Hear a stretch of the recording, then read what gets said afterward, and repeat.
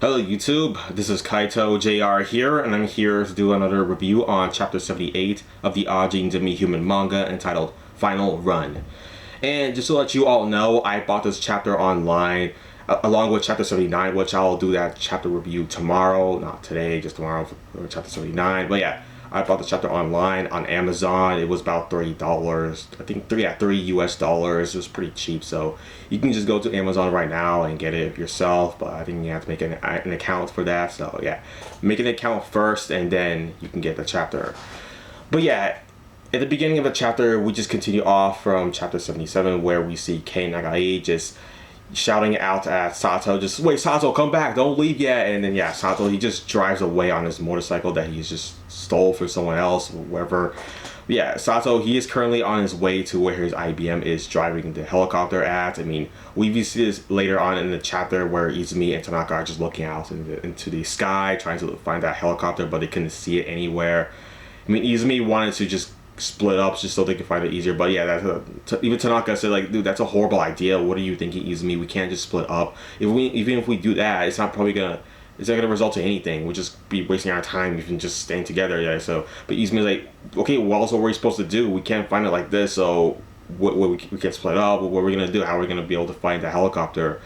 Yeah, that's what happened there. And then eventually, while they were talking, while they were doing their little chit-chatting like that, but that is when Sato showed up on his motorcycle. So yeah, they took care of that. But before I can get to that, yeah, Kei Nagai, he just decides to run off on his own, where I guess he's going back to the Iruma base because he doesn't know where else Sato's IBM Snake Man could be landing that helicopter at, because all the other helipads that are currently, yeah, they're all currently preoccupied by the police force, the medical force, or whatever you want to call them, the ambulance, the hospitals. Yeah, they're all using those helicopters because yeah, Sato's IBM flood, yeah, the flood IBMs are everywhere still.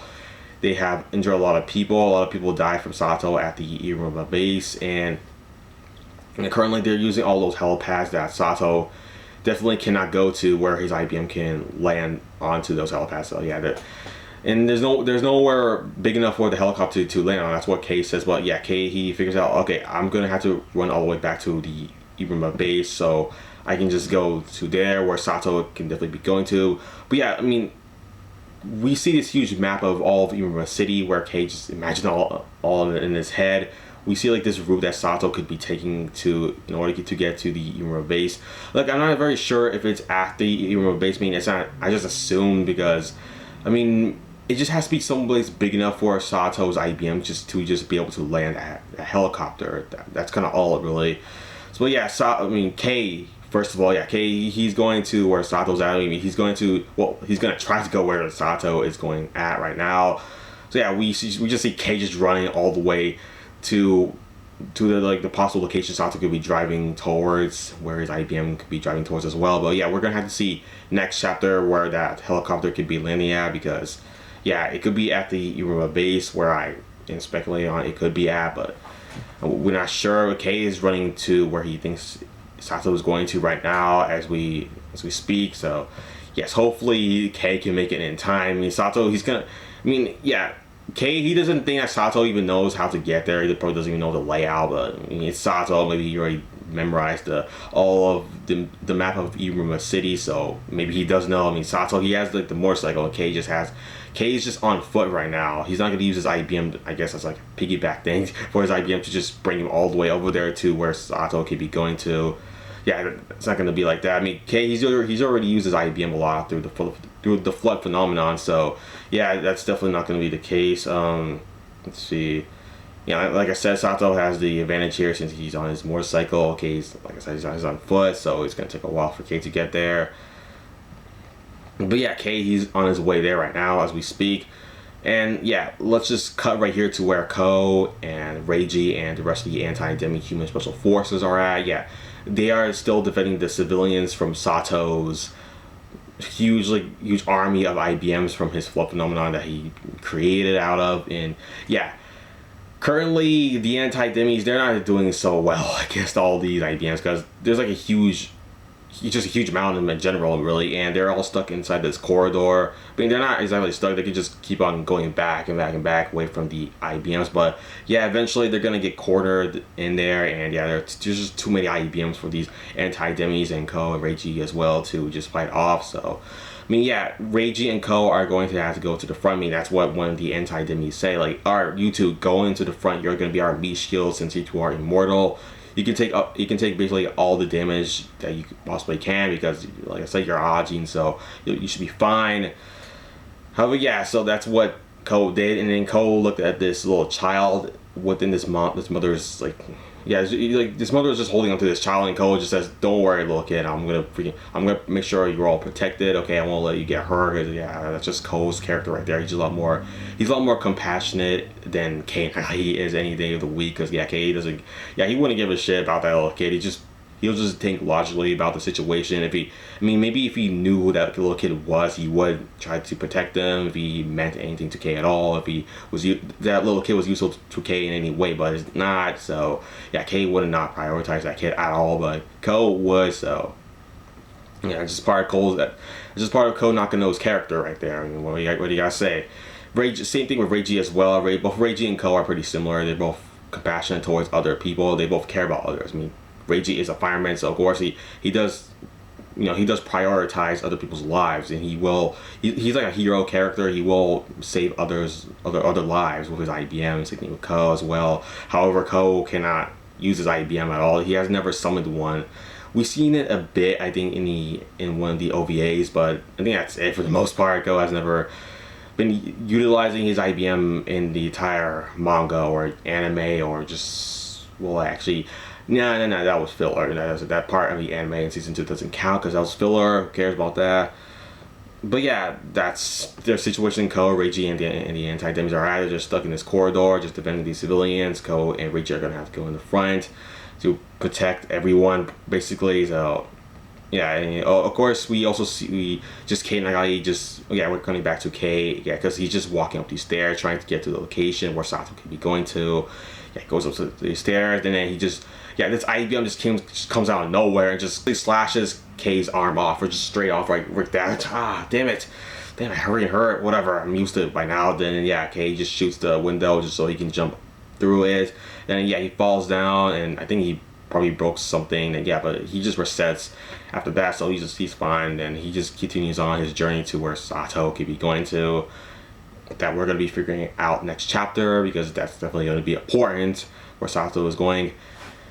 I mean, where Sato's going to, where the helicopter is going as well, because Sato is following his IBM Snake Man, who is flying the helicopter. That's where Sato's going to be following. Then Sato will go into the helicopter, and then they will just escape from Japan, hopefully. Yeah, maybe not Japan, maybe Sato and his IBM will just fly into, I guess, an airport, and then they'll just hijack a plane just like they did in the anime and the manga as well, because yeah, we know Sato knows how to drive a plane, so he's probably going to be escaping through that means. Get the helicopter to the airport, and get one of the planes there, and boom, he's out of Japan, and he can go someplace else to just go into hiding, or maybe he's playing something else. But yeah, we're gonna have to figure that out next chapter on what could be. So yeah, but yeah, we cut right here to where Tanaka and Izumi are at right now, and yeah, they're just looking out into the sky, like I said before. Just looking out, just seeing. All right, do you see that helicopter anywhere, Izumi? Anywhere? Because we need to keep an eye on that. Yeah, Izumi, she plans, like I said before, to split up. Of course, Tanaka has a problem with that. Like, that's not gonna do anything. We can't just split up and just chase around the helicopter. It's just thinking that we can get to it, even though, like, it doesn't matter either way. We can't get to the helicopter. I mean, it's not like we can freaking jump. Yeah, because even though they're Ajins, they don't have much powers. They're still similar to human beings, just that they can't die. They can summon IBMs, and their screams can paralyze people, and that's it for the most part. Yeah, they don't have many superpowers in general, really, but yeah, I mean, of course, Izumi got a little pissed at Tanaka and told him to shut up. Like, look, what else can we possibly do? I mean, there's nothing. I just don't know what to do. Like, I mean, we just standing here not doing anything. Like, I mean, this situation is kind of similar to the situation where, in Attack on Titan, that other series, the other manga I review on my channel, where, Hanji, John, and Mikasa, they're all in a situation where they have to go and defeat Eren Yeager because he's in his huge colossal Titan form. this huge dragon, dinosaur, whatever, called the Titan that Eren's controlling. Yeah, they have no idea what to do. Same thing with this situation right here with Izumi, Tanaka. Yeah, they don't know what to do. Like, they're kind of stuck here at this moment in time. Not really any plans, but yeah, something at least, yeah, something happens. Thank God. I mean, for example, Sato, yeah, he shows up right there, and his motorcycle is just like, yeah, Tanaka, Izumi, of course, they see this, they hear, the motorcycle is pretty loud. I mean, they could probably hear the muzzle just like boom, boom, boom. Yeah, they hear that, and then they see Sato just like right there, and yeah, Tanaka's like, Sato, it's you. Of course, like, then after that, both Tanaka and Izumi, they go up to Sato, at least close enough. They don't, like, Izumi, she said like, all right, just let Sato get close enough just so we can shoot him down with our gun, and then yeah, our tranquilizer, of course. But yeah, Sato, he has a gun too, and he shoots Izumi right in the head, which yeah, it takes Izumi down just for a while until she resets. And then Tanaka, he decides to take out his gun and tranquilizer or whatever, and he was about to shoot at Sato. Yeah, Tanaka was about to shoot at Sato right there, but you see, Tanaka, he kind of remembered back when Sato saved him, because Tanaka remembers how, yeah, the reason I'm even here is because Sato saved me from being experimented on for the last 10 years. If it was for Sato, I would still be living in that hell. I mean, yeah, Sato has been using me, he's been controlling me for his own benefits, but he did save me, and Tanaka, he just couldn't shoot at him, and that was a problem there. And he's like, Tanaka, what are you doing? You had a chance right there, why didn't you take it? And Izumi was like looking at Tanaka like, oh, I see. It's alright, Tanaka. We're gonna do something about Sato. Don't worry. I mean, I know Sato saved you back then, but yeah, he's an enemy now. We're gonna have to take him down. I mean, you have to understand that, Tanaka, of course. Yeah, I mean, Tanaka, he doesn't understand that. He's gonna have to just forget about that, even though that kind of made him who he is right now, a free person, a free Ajin. So yeah, it's gonna be pretty hard to just forget about that. Like, yeah, this guy saved me from being experimented upon for the last 10 years straight. I mean, what am I gonna do? How am I gonna just, like, I can't just like, you know, shoot at him like after what he just did for me and stuff. Yeah.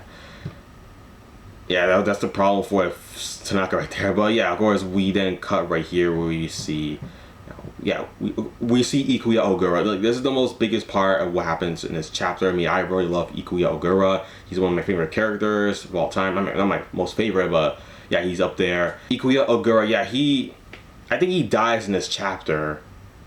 Yeah, he was smoking on his cigarette. That was his last mild 7 cigarette that he had, and then he just dropped it like, oh, the last one, huh? Oh, okay, I guess this is my time to die then. Then Sato's flood IBM just went right up to Ikuya Ogura, and then they were just about to slash him, and then yeah, we saw blood just gush out onto the panel. We didn't see Ikuya get clawed onto. We just saw blood just exploded. I mean, maybe one of the students that was inside of the car, who they were talking to Ikuya at the time, just asking questions about like what he knows about Ajin in general. Maybe one of those students just went in front of Ikuya to take the blow, and then maybe they saved Ikuya. But I don't know. It just seems that Ikuya just died right there in this chapter, and that really sucks me. All of that knowledge that Ikuya knows about the Ajins and all that good stuff, yeah, that's all probably lost right now because Ikuya is now dead. I mean, hopefully Ikuya is revealed to be an Ajin next chapter, because if it wasn't that, if nobody ran up into Ikuya's front to save her from that blow, then maybe Ikuya is an Ajin, maybe he just reset from that, and then that'll be amazing. I mean, I will explain how he was able to see Ken Nagai's IBM many chapters ago back at the hideout where Tosaki captured Ikuya, remember that? Yeah, maybe Ikuya is an Ajin, maybe he'll be able to reset back. I mean, he won't die, because Ikuya is kind of an important character within the manga, so they can't kill him off definitely, so he has to be an Ajin, or else that'll be a pretty big moment that an important character like him with all the knowledge that he knows just disappears. It's like he just gets killed off like that. It'll be pretty tragic, definitely. I mean, I would not like that at all. Kind of disapprove of that, but yeah, I mean, that's kind of it for the chapter right there. I mean, Ikuya could be dead, and Ko and Reiji are in his corridors defending the civilians and the anti-demis as well from all these crazy amounts of flood IBMs. So, well, yeah, alright, so that's the end of the chapter review, everybody. Make sure you comment down in the comment section below if you have anything you want to say. But yeah, that's it for the video. Thanks for watching, and bye.